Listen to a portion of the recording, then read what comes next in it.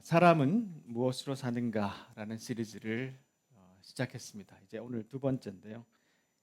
AI 시대를 살아가는 우리가 어떻게 이 시대를 묵상하고 준비하고 특별히 그리스도인으로 살아가야 되는지 좀 깊이 한번 고민해보는 그런 시간을 갖고자 이 말씀을 또 묵상하는 시간을 가졌습니다. 자, 두 번째로 AI 시대, 거대한 디지털 성벽 앞에서 사람으로 살아가게, 이렇게 제목을 한번 정해봤습니다. 자, 오늘 이제 여러분들이 성경 본문을 이제 함께 읽으셨는데, 이 창세기 11장이 홍수가 일어난 이후의 사건입니다. 땅 위의 모든 사람들이 한 가지 언어를 쓰고 있었습니다. 자, 사람들이 동쪽으로 가면서 시날 땅에서 평야를 발견했는데, 자, 지도를 한번 보면 여기가 이제 유프라테스 강, 티그리스 강, 여기가 만나는 아주 옥토입니다.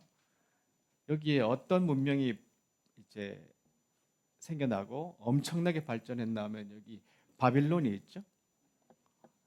이 중심으로 지금은 이제 이라크입니다.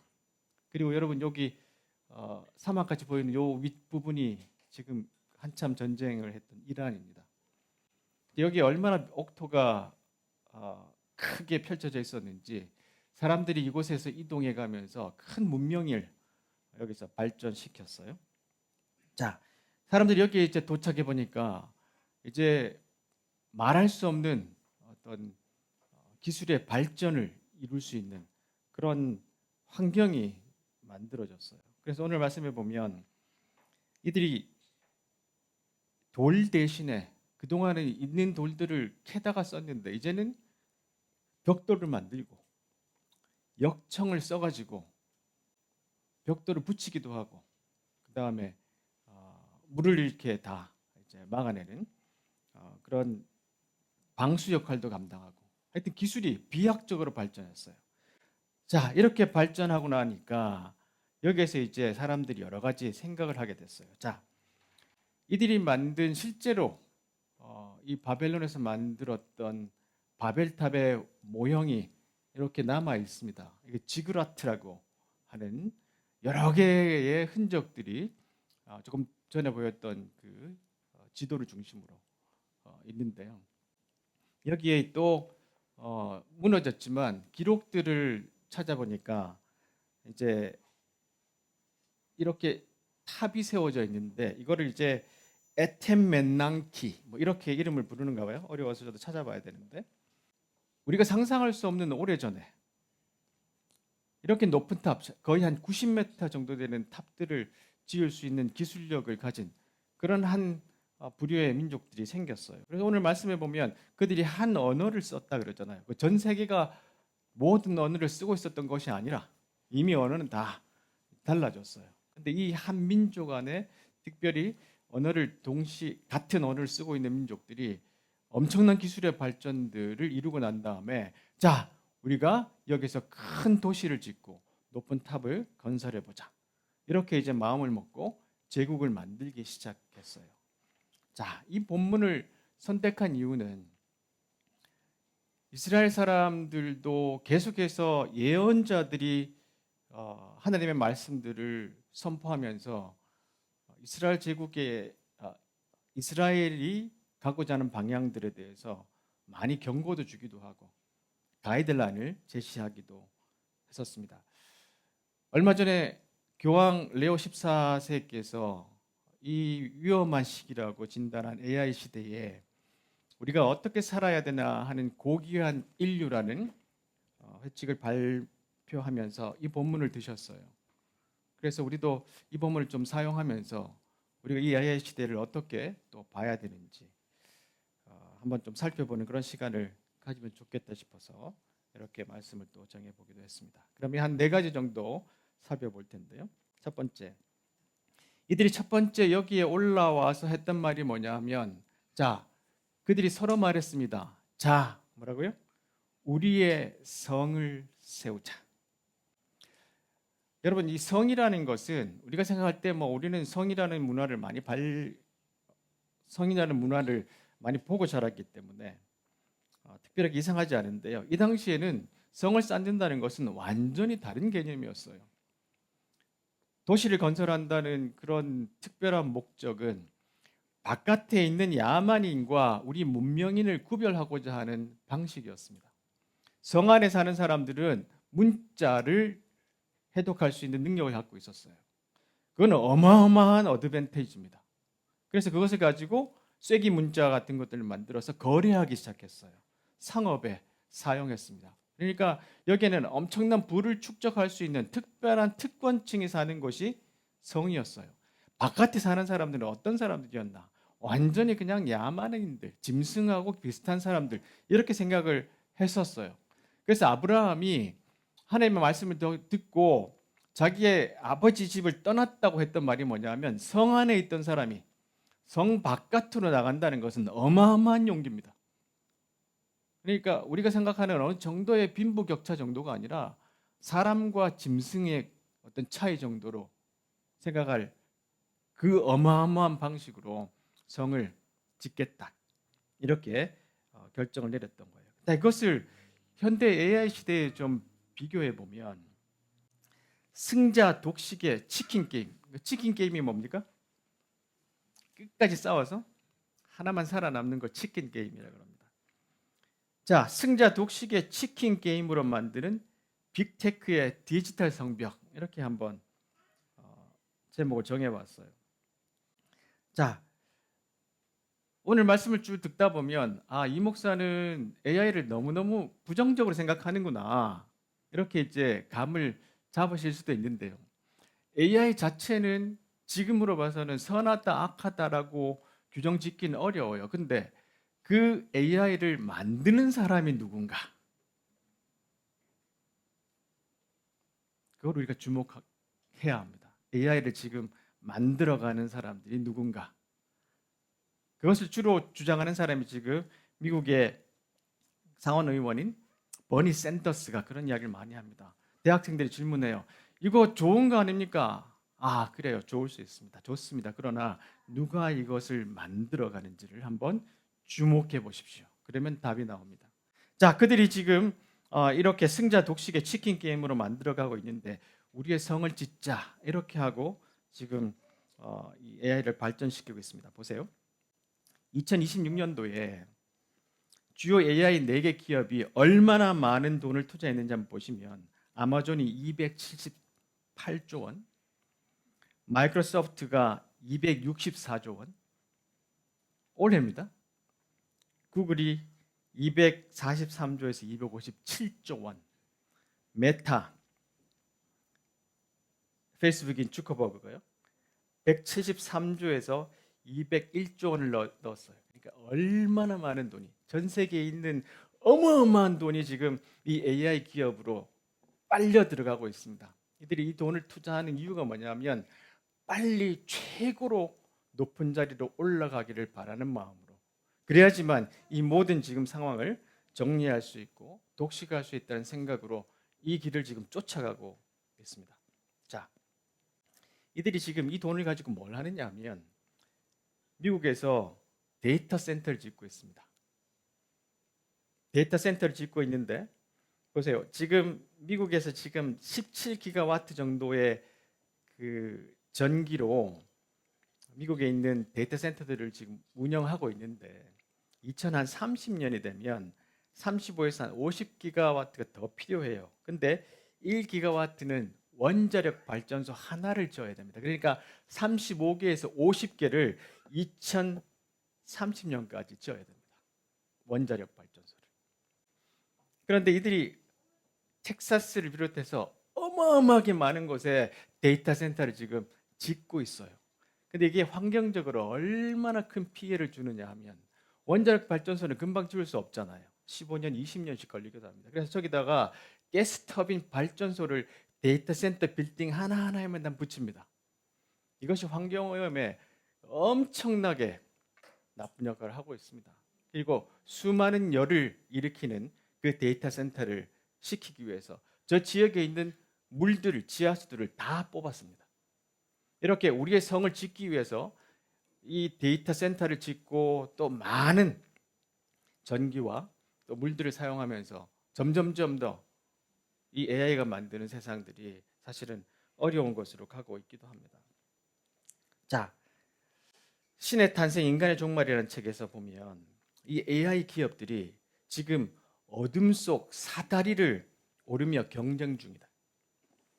맨 꼭대기 칸을 제외한 모든 칸마다 보상은 5배씩 늘어난다. 1,000억, 100억, 500억, 2,500억, 1조 2,500달러. 그러나 누군가 꼭대기 칸에 닿는 순간 사다리가 폭발해 모두가 죽는다. 게다가 그 꼭대기 칸이 어딘지 아무도 모른다. 아직은 안전한 칸이라면 어느 기업도 그 돈을 포기하고 싶어 하지 않는다. 이제 상상해보자. 자신이야말로 그 폭발을 인류에게 해롭지 않은 방향으로 이끌 80%의 가능성을 지니고 있다고 믿는 기업의 CEO가 있다고 생각해보자. 그는 이렇게 생각할 거다. 그렇다면 우리가 먼저 올라가야 된다. 그래서 이 수많은 돈들을 끌어들여서 지금 AI의 개발에 투자를 하고 있는 겁니다. 언제 폭발할지 모르겠다라는 그런 우려를 표명하고 있는 많은 사람들이 있습니다. 자, 이렇게 성을 짓고 있어요. 우리의 성을 만들자. 자, 그 두 번째로 이들이 성을 짓고 난 다음에 했던 말이 뭐냐 하면 꼭대기가 하늘까지 닿는 탑을 쌓자. 이렇게 이야기했습니다. 자, 이것이 뭐냐면 기술 만능주의가 낳은 현대판 구원의 착각 이렇게 정했는데요. 설명을 좀 드리면 여러분 이 그림을 혹시 인터넷이나 보신 분들이 계실지 모르겠지만 피터 브루겔이라는 네덜란드 16세기의 네덜란드 페인터가 그린 그림인데요. 이 보시면 구름이 이렇게 있죠. 구름 위로 이렇게 탑이 올라가고 있잖아요. 이게 이제 성경에 있는 바벨탑을 생각해서 그렸던 그림이라고 말합니다. 이들이 왜 이렇게 높이 탑을 지으려고 했나 하면 홍수가 나면 다시는 물에 빠져 죽지 않을 거야. 이 탑이 우리를 구원해 줄 거야. 이런 생각을 가졌어요. 그래서 물이 차오르는 그 높이 더 높은 곳으로 한번 올라가 보자. 벽돌과 역청으로 방수가 된다 그랬잖아요. 그렇게 이렇게 막 탑을 막 쌓기 시작했습니다. 자, 이들이 자기들의 기술로 앞으로 닥칠 재난을 막을 수 있겠다. 이렇게 생각해 본 거예요. 또한 이 탑이라는 것은 파워를 이야기합니다. 저 바닥에 사는, 저 땅에 사는 사람들보다 높은 곳에 사는 사람들은 신들이라는 생각을 갖고 있었던 시대예요. 자, 이렇게 이제 자신들을 신들의 영역으로 끌어올리는데, 자, 보세요. 기술이 인류를 구원한다는 착각, 이런 책에 보면 기술을 통한 구원은 가능하지도 않다는 거예요. 실제로는. 근데 그 명목으로 사회를 위험한 방향으로 끌고 가기 위한 핑계로 쓰고 있어요. 이런 착각에서 벗어난다는 것은 그들의 실체를 이해한다는 것이다. 보세요. 기술 엘리트들은 초월과 탈출을 꿈꾸지만 그들은 우리와 함께 탈출할 생각이 없기에 우리를 살리려고 하는 생각이 아예 없어요. 우리에겐 악몽이 서서히 조여들고 있을 뿐이다. 꿈에서 깨기 위해 우리는 그것의 허상을 똑바로 봐야 된다. 지금 여러분 스페이스X와 여러 가지 우주선들을 데리고 화성을 간다 그랬지만 우리는 못 갑니다. 이런 현상들을 계속해서 사람들에게 씌워서 이런 새로운 기술 개발에 어마어마한 돈을 넣게 만들죠. 자, 그리고 AI 제국, 권력, 자본, 노동이라는 책에 보면 자, AI 개발에 필요한 시간과 비용이 끝없이 불어납니다. 계속해서 투자를 받습니다. 어마어마한 돈을 끌어들입니다. 자, 그렇게 되면 이것을 정당화하기 위해서 자꾸 약속도 부풀립니다. 한때 AI는 과학적 흥미거리자 상업적으로도 어느 정도 잠재력 있는 기술이었다. 언젠가 달성할 AGI, 범용 AI 기술이죠. 모든 것을 다 할 수 있는 그런 AI. 기후 변화 문제를 해결하고 저렴한 의료 서비스를 가능하게 하고 암도 정복하고 공정한 교육을 제공할 거라고 한다. 이런 사고방식의 대표적인 사례가 오픈 AI다. 그들은 이 기술이 그런 약속을 어떻게 실현할지에 대해서는 전혀 설명하지 못한다. 그저 지금 이 기술을 개발하는데 사회가 지불해야 하는 어마어마한 비용이 언젠가는 그 값어치를 할 거다. 그 말만 계속 반복하고 있다는 겁니다. 자, 이 기술이 만들어지면 우리는 우리 생명이 길어지고 고통이 없어지고 모든 사람들이 노동 없이 잘 살게 될 거야. 그래서 이런 약속을 하고 있다는 것이죠. 자, 그래서 우리가 기억해야 될 것은 만약 당신이 AI가 무엇을 욕망할지 어떤 목적지를 향해 조정할지 선택할 수 있다면 이것은 참 좋은 소식이 될 거예요. 우리가 정말로 많은 것들을 해결할 수 있는데 문제는 뭐냐면 이걸 조정할 수 있는 능력이 우리에게 없다는 거예요. 앞으로. 그럴 가능성이 많다는 거예요. 그러면 이것은 재앙이 될 것이다. 높은 탑을 지어서 우리는 앞으로 신이 어떠한 벌을 내리든지 자연 환경의 변화가 있든지 우리는 안전할 거야. 우리는 너희를 구원할 거야. 근데 이 바깥에 있는 성 바깥에 있는 사람을 구원하고자 하는 것이 아니라 그 성을 짓고 탑을 짓는 몇 사람만 구원받기 위해서 이런 일들을 하고 있다는 거예요.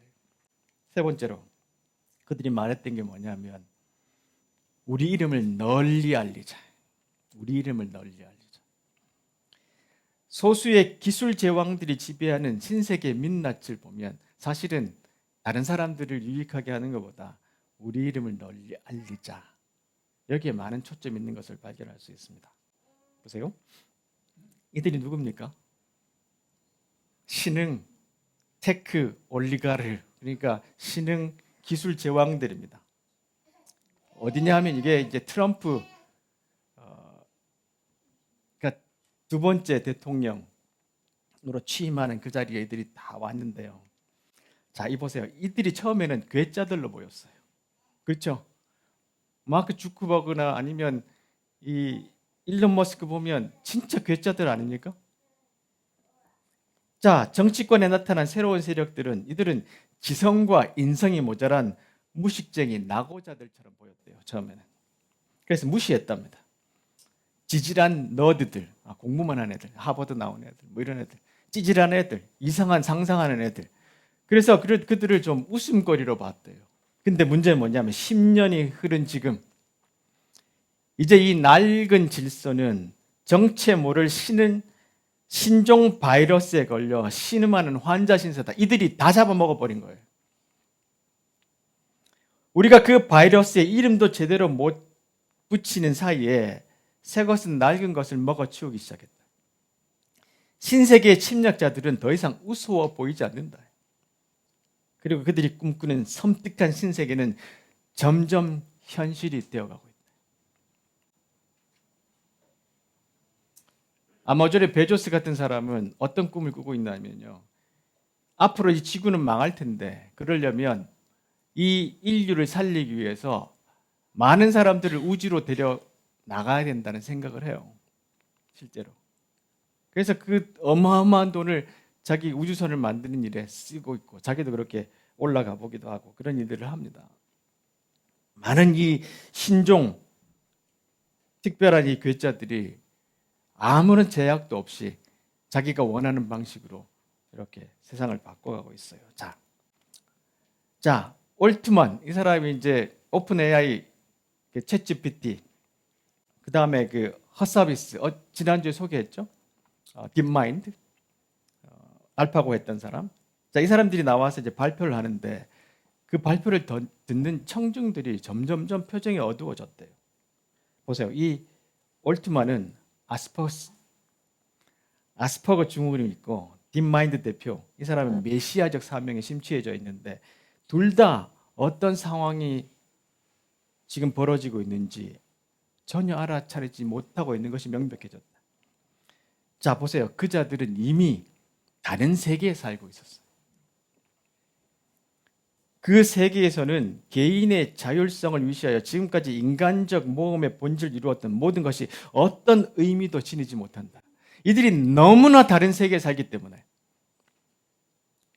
이들이 살고 있는 삶은 우리와 완전히 다른 그들만의 세상에서 살고 있기 때문에 평범한 사람들이 어떻게 살아가고 이들에게 필요한 것이 뭔지를 완전히 망각하고 아예 생각조차 하지 않는 사람들, 이런 사람들이 AI를 만들어가고 있어요. 자, 보세요.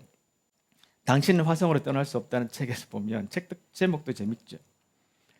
지구 밖에 인간의 또 다른 주거지를 건설하는 것, 그 자체로 적대적인 환경, 위험, 기술적 어려움을 동반할 뿐만 아니라 건설에 어마어마한 돈이 들어간다. 생각해 보세요. 우리가 화성에 가서 살 수 있습니까? 근데 지금은 일론 머스크 같은 경우는 계속해서 화성 이주를 하자고 지금 하고 있잖아요. 제프 베이조스가 꿈꾸는 오늘의 방식처럼 거대 우주 거주구든 일론 머스크의 화성 도시든 지구 밖으로 필요한 자재를 운반하고 궤도나 달, 화성 표면에서 조립하는 일은 여전히 상상하기 어렵다. 오늘날 이 기술로 단 1kg의 물체를 지구 대기 밖으로 옮기는데 수만 달러의 비용이 든다는 사실을 고려하면 더욱 그렇다. 어마어마한 돈을 지금 지구가 맞닥뜨린 지구 온난화나 아니면 여러 가지 환경의 어려움이나 이런 것에 쓰고 있지 않고 이 돈들을 이렇게 자기들의 이상한 꿈들을 향해서 쏟아붓고 있는 현실을 우리가 보고 있다는 거예요. 이들이 마지막에 네 번째로 이야기한 것이 뭐냐면 온 땅에 흩어지지 않도록 하자. 자, 이들이 독점적 경제 지배 야망을 갖고 있는데요. 아까 말씀드렸죠. 바깥에 있는 사람들은 알 필요 없어. 이 성 안에 있는 우리만 보호받고 잘 구원받으면 된다. 이런 생각을 갖고 있습니다. 온 땅에 흩어지지 않도록 하자. 포식자들 시간에서 이런 이야기를 합니다. AI의 권력은 민주적이지도 않고 투명하지도 않다. AI는 인공지능이지만 그보다 더 중요한 의미는 뭐냐면 독선적인 권력 형태의 지능이다. 데이터를 집중시키고 권력으로 변환하는 지능 말이다. 그 모든 과정은 완전히 불투명하고 호랑이에게 잡아먹히지 않기를 바라면서 호랑이 등에 올라탄 극소수의 기업가와 과학자만 이 통제권을 쥐고 있다. 몇 사람만 이 통제권을 쥐고 권력을 유지하고 있는 것이 AI의 지금 현 상황이에요. 흩어지지 말고 우리만 이 안에 모여들자. 이런 마인드셋을 갖고 있습니다. 자, 정부 위에 군림하는 억만장자들 이 책에도 보면 인류의 삶을 바꿔놓거나 미래 세대에 영향을 미칠 중요한 결정을 내리려면 정부가 결정하기 전에 전문가 집단의 고견을 듣고 민주적인 공론의 장을 마련한다. 그렇죠? 모여서 다 같이 대화하고 어떻게 해야 될지 계속해서 토론하죠. 근데 여기에 AI에는 그런 일들이 없어요. 테크계 억만장자들은 할 수 있는 것은 무엇이든 할 수 있어야 한다고 생각해요. 자신들이 좋다고 믿는 것이 모두에게도 좋다고 생각합니다. 죽음이란 하나의 문제 상황. 죽음 이것도 해결해야 돼. 이렇게 생각합니다. 모든 문제는 응당 해법이 존재한다. 그러나 윤리적인 문제는 차치하고 만약 젊음의 묘약이라는 게 저들에 의해 발견되어 누구나 쓸 수 있게 될 거라 믿는다면 지극히 순진한 발상이다. 언제나 그랬듯이 약을 쓸 수 있는 사람은 돈 많은 부자들 뿐이다. 우리는 화성에 갈 수 없습니다. 자, 이들이 이렇게 모든 권력과 돈과 힘을 집중해서 자기들의 성을 쌓고 흩어지지 말자 이렇게 만들고 있는데요. 여러분, 이들이 얼마나 돈을 많이 갖고 있는지 한번 보시겠어요? 이 아침에 기분 나쁘지만 일론 머스크 이번에 스페이스X 상장하면서 인류 최초로 경이었나요? 조만장자? 보세요. 얼마 갖고 있는지 1697조 4천억. 나는 1697만 원도 없는데 뒤에 붙은 것이 1697조입니다. 한 사람이 갖고 있어요. 랠리 페이지라는 사람, 구글 알파벳 코파운더인데 354조. 여러분 입 다무세요. 지금 다들 아마존의 제프 베이조스 보세요. 338조입니다. 그러니까 두 번째 재혼하면서 베니스 가가지고 했던 결혼식에 얼마 쓴지 아세요? 550억. 자기 결혼식에. 그거보다 훨씬 더 많이 들었겠죠. 하여튼 근데 그 사람 재산을 보면 아무것도 아니죠. 세르게이 브린, 구글 327조. 쭉 내려가면 한국에 왔던 젠슨 왕 218조. 이렇게 많은 돈을 몇 사람이 다 가지고 있습니다. 0.00001%의 사람이 미국의 부의 한 50% 이상을 갖고 있어요. 여기 우리는 아무런 질문을 안 던집니다. 잘났으니까. 능력이 있으니까. 그래서 여러분, 우리 중에도 이들이 만든 제품들, 이들이 만든 차를 사는 분들이 있습니다. 좋아해요, 아주. 근데 다음에 살 때는 한번 생각해 보셔야 돼요. 내가 이걸 하나 샀을 때 얼마 안 되는 돈이겠지만 쟤한테 들어가서 저게 로켓 발사했어요. 하여튼. 근데 여러분, 이것도 한번 놀랄 만한 주제가 하나 있습니다. 여러분, 종말보험이라고 있습니다. 이게 뭐냐면 이들이 한 3분의 1 이상의 사람들이 AI로 인해서 문제가 생기면 탈출하기 위해서 벙커를 짓고 있습니다. 뉴질랜드에 아무도 없는데 어마어마한 땅을 사고, 이 페이스북의 주크버거 같은 경우는 하와이에 큰 땅을 산 다음에 지하에 바깥에 핵전쟁이 일어나도 괜찮을 정도의 벙커를 짓고 거기 살려고 지금 준비하고 있습니다. 그런데 이들이 나눈 이메일을 보면 AI가 상장되기 전에 우리가 이거 완성시켜야 돼. 이게 종말보험이라고 BBC와 뉴요커에서 이들의 행태를 지금 고발하고 있습니다. 이만큼 위험을 자기들도 알고 있다는 거예요. 오늘 제가 너무 겁을 많이 주는데, 그렇죠? 근데 이런 사람들이 지금 AI를 만들고 있다는 것을 우리가 인식하자, 이런 생각을 갖고 있어요. 자, 그래서 이렇게 탑을 짓고 있으니까 하나님이 어떻게 하셨나 보세요. 사람들이 쌓고 있는 성과 탑을 보려고 내려오셨는데 여호와께서 이 사람들은 한 백성이고 언어도 똑같으니까 이런 일을 시작했어. 이게 라지 랭귀지 모델인 것 같아요. 언어도 다 똑같아. 요즘 쓰는 그런 LLM 같은 사람들이 다 모여가지고, 자, 이건 시작에 불과해. 그러니까 이들이 서로 소통 못하게 흩어버리자. 그래서 이 사람들을 뒤섞여 놓고 언어를 교란시켰다.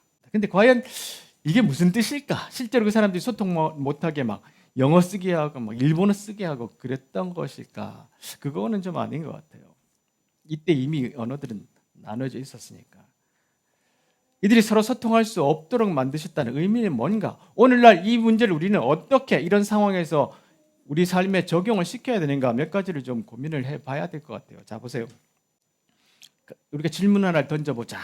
먼저 온 미래에서 장강명 저자가 이런 이야기를 했습니다. 살면서 단 한 번도 시련을 당해보지 않은 삶이 좋은 삶일까? 나는 아니라고 생각합니다.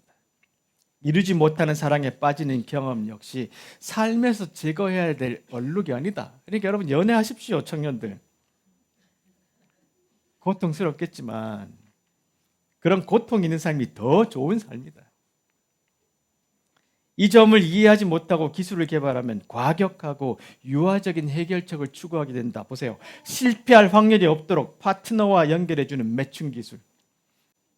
여기도 여러분, 요즘 한 1%의 돈 많고 잘생긴 남성들만 계속해서 매칭을 해준대요. 그러니까 우리 인생은 사실은 고통이 있어야 되는 인생인데 그거 제거해 주겠다라는 약속은 잘못된 약속이라는 겁니다. 인생이 이것만으로도 아름답습니다. 그렇죠? 여러분 지난 과거를 한번 생각해 보십시오. 그 수많은 고통들 통해서 여러분들이 지금까지 왔잖아요. 지금 돌아서 생각해 보면 인생은 아름다워합니다. 그것이 있었기 때문에. 근데 이걸 없애주겠다는 약속은 공허한 약속입니다. 자, 그리고 우리가 해야 될 것이 뭐냐면 보세요. 자, 이들이 저렇게 나가는데 내가 할 수 있는 것은 아무것도 없잖아요, 지금. 근데 에덴 베커가 제안하는 것은 뭐냐면 의심하라는 거예요. 깊은 의심을 품어야 된다는 겁니다. 그래서 거기에 맞는 반응을 만들어야 된다는 거예요.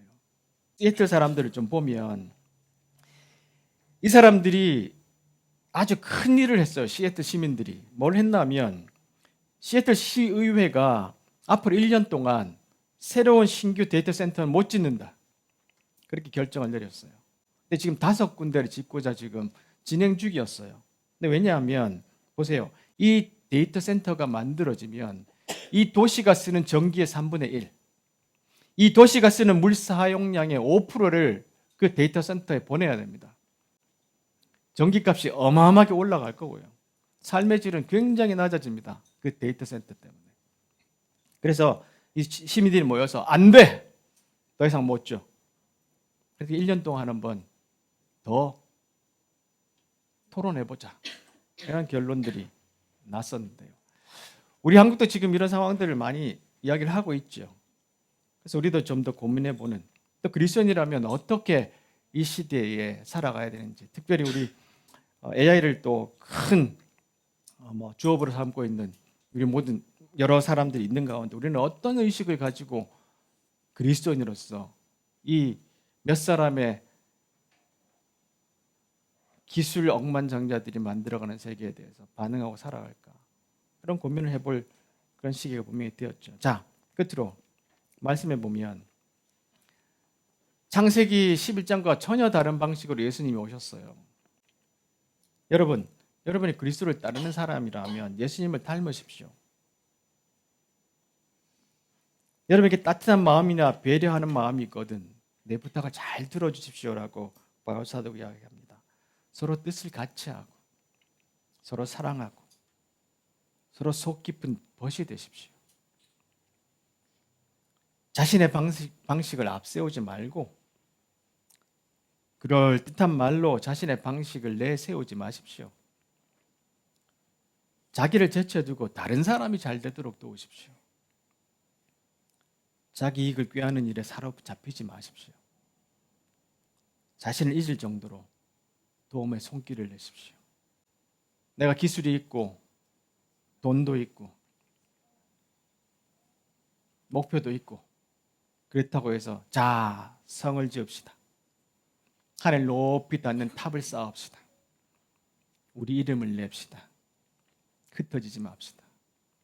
지극히 이기주의적인 방식으로 내가 가진 자본과 기술과 능력들을 사용하는 것이 아니라 그것은 타인을 위해서 사랑으로 베풀라고 주신 하나님의 귀한 자본들이잖아요. 그렇다면 우리는 많이 없지만 좀 다르게 살아가는 사람, 그리고 우리가 계속해서 변화하는 이 시대가 닥치게 될 때 가장 중심적인 생각은 우리도 점점 그들을 따라가고 닮아가는 것이 아니라 저항할 수 있고 의심할 수 있고 다르게 살고자 하는 그런 방식의 삶을 살아가는 우리가 되도록 조금 더 애써보는 그런 사람이 되기를 간절히 바랍니다. 기도하겠습니다.